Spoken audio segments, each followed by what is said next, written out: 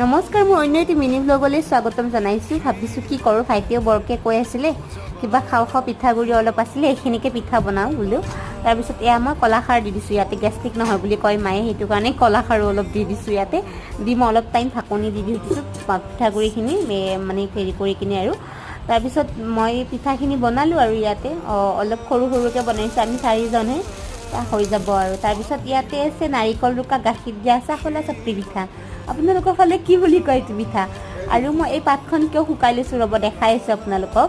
এই পানীখিনি যে আছে, পানীখিনিৰ ওপৰত শুকাই ৰখা মানে কলপাতখন মই ইয়াতে দি দিম মানে, সেইটো কাৰণে মই গেছত আগতে শুকাই লৈ লৈছোঁ যাতে মানে পাতখন ভাঙি নাযায় আৰু। তাৰপিছত মই ইয়াতে এই গাখীৰখিনি দেখিছেনে, এয়া মই নতুনকৈ পোৱালি দিছে গাইজনীয়ে, গাখীৰখিনি মই এইটো বস্তু বনাইছোঁ। আমাৰ ফালে ফিহু বুলি কয়, মই বিৰাটেই ভাল পাওঁ। আপোনালোকে কোনে কোনে ভাল পায় জনাবচোন। বেয়া